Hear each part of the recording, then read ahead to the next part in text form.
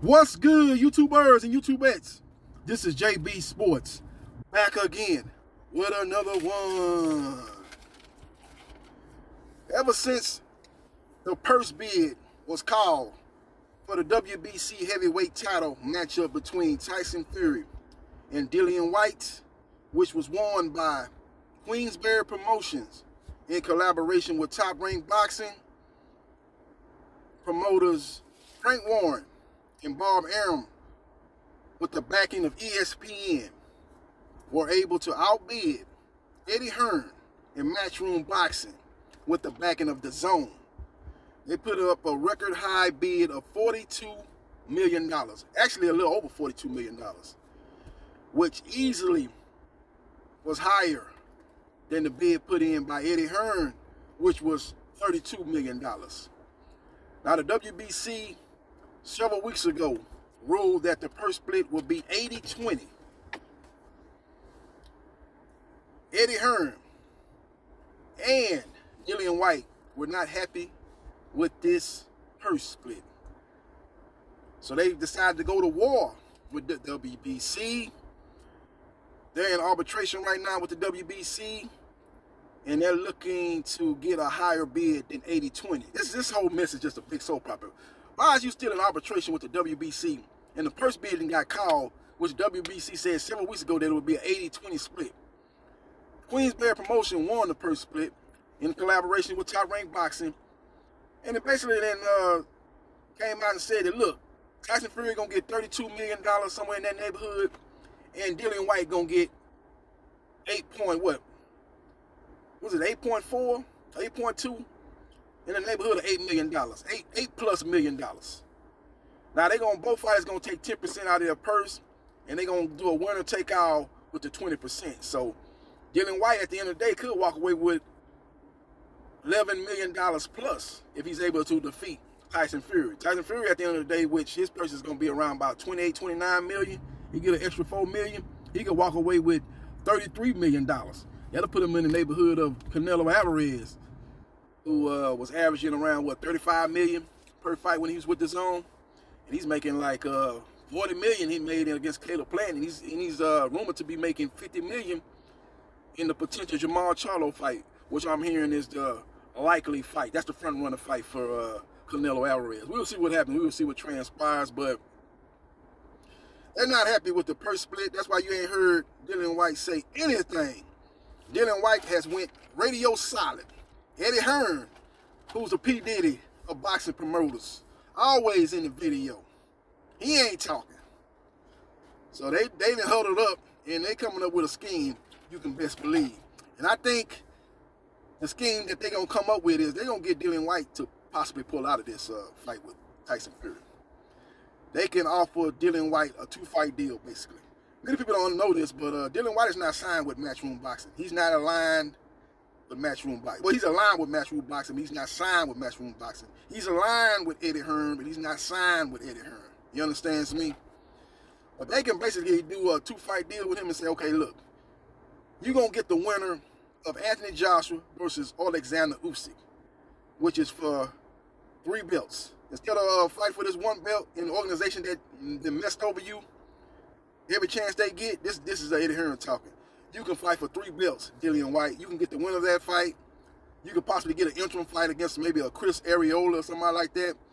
Win that fight, and then you'll be in line to get the winner of Joshua versus Usyk. So they can do another pay-per-view with Dillian Whyte. Quiet as kept, Dillian Whyte is their second most popular fighter under Matchroom Boxing. He does pay-per-views just like Anthony Joshua. Now, he don't make the money Anthony Joshua does off of pay-per-views, but he's the #2 guy. Make no mistake about it. He's more valuable to Matchroom Boxing than a Josh Warrington or who else he got? Even Conor Benn. Now, Conor Benn is their next star. They looking to progress to that level and maybe take that #2 spot behind Anthony Joshua. But he's not there right now. He ain't even did too many main events, Conor Benn. He's been on people undercards. Now this fight he's got coming up with Maurice Hooker, you heard it on my video, that's going to be the next fight with Conor Benn, Maurice Hooker.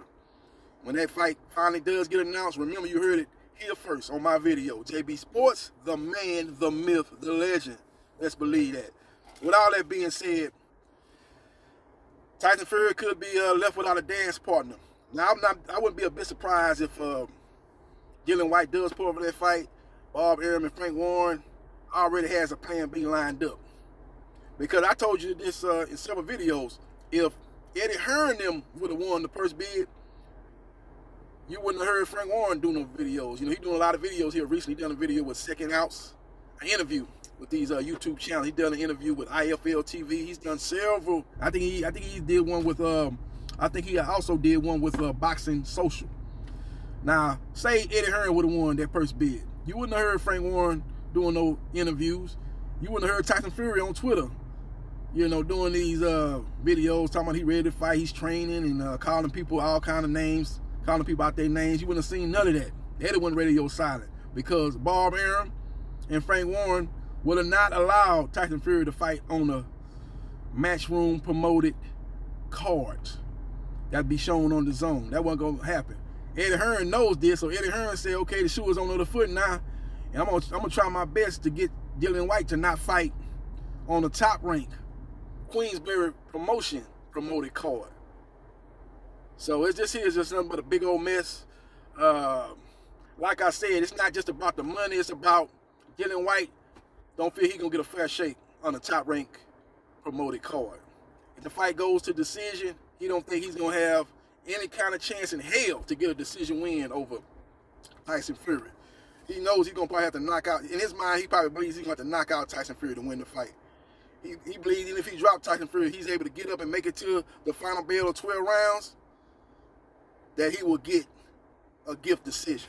That's another thing that's playing a part in Dillian Whyte seriously considering pulling out of this fight, ladies and gentlemen. So we will see what happens, and we will see what transpires. You notice how when Dillian Whyte was first brought into the picture to fight Deontay Wilder, when Deontay Wilder was trying to get an undisputed fight with Anthony Joshua, and Eddie Hearn, after he beat, I think, Lucas Brown, Eddie Hearn had Dillian Whyte do the interview with Sky Sports TV, and he was like, I'm ready, let's go, I'm ready.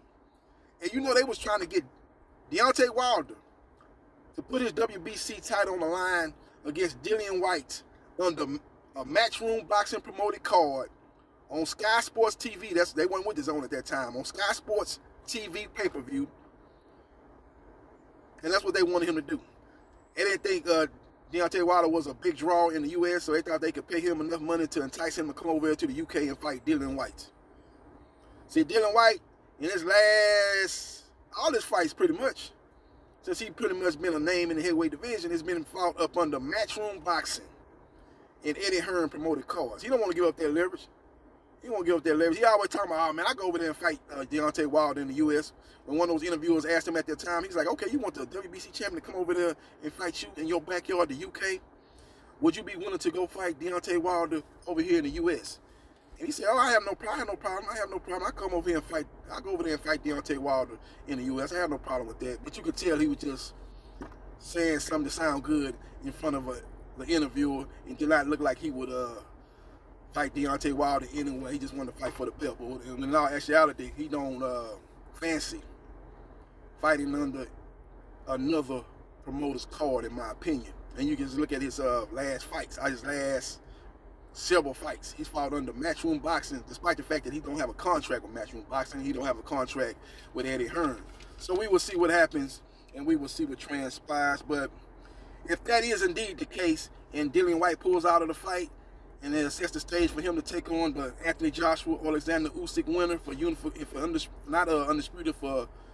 a unification title fight, and maybe take an interim fight against a Chris Arreola. If that's the case, then you can look to see Tyson Fury, if he indeed still fights in the UK, to take on a Robert Helenius or maybe a Manuel Charr. But I don't think Manuel Charr is going to be the next opponent. Now, you can't go from Dillian Whyte in the UK to Manuel Charr. Maybe Robert Helenius, who's coming off the back-to-back wins over Adam Kanaki, you maybe can sell that over there. You couldn't put that fight in a big stadium. You probably had to put that fight in like maybe Manchester Arena or O2 Arena. But that's still a fight that you can sell over there in the UK. Now, if he's talking about fighting maybe Andy Ruiz, they can't put that fight in the UK. They got to put that fight in the US. That fight does way better numbers in the US than it does in the UK. And when you're just talking about ESPN pay-per-view, Andy Ruiz is a big draw in the Latino community, and they will come out to support him and buy that pay-per-view fight. And then Tyson Fury has developed a good, strong fan base here in the United States too. So that's a fight that you would definitely have to put in Las Vegas or Los Angeles or somewhere on the West Coast. So we will see what happens. We will see what transpires. But Dillian Whyte is quiet as a church mouse. Eddie Hearn, the P. Diddy of boxing promoters, always in the video, has said nothing after the purse bid had been given to Queensberry Promotions in a collaboration with Top Rank Boxing. He's not happy. He wanted to stage that fight on Matchroom Boxing and be shown on the Zone. It's not happening, so he might be trying to pull a flim-flam like what would have been the case if he would have won the purse bid and Frank Warren and Bob Arum would have pulled Tyson Fury from that fight. So we will see what happens. We will see what transpires. Let me know your thoughts about Dillian Whyte going radio silent and not saying anything in regards to the purse bid being won by Queensberry Promotion of Top Rank Boxing. Is it because he's in arbitration with the WBC and he can't speak, or is it because he's not happy with the 80-20 split? Let me know your thoughts. And by the way, Frank Warren revealed that he did talk with Dillian Whyte's lawyer, and he didn't see, when he talked with him, it didn't seem like there was no problem about them taking the fight, but maybe Dillian Whyte won't help promote the fight. He feels that he's only getting 20%. He's just going to do the bare minimum to promote the fight and just get ready for the fight and then show up April 23rd looking to become WBC heavyweight champion. Maybe that's the case, but I think it's more probable that Eddie Hearn has his fingerprints all over this situation and he's looking to try to pull or persuade Dillian Whyte not to take that fight. Let me know your thoughts. Share, like, and subscribe to JB Sports, the man, the myth, the legend, and I holla.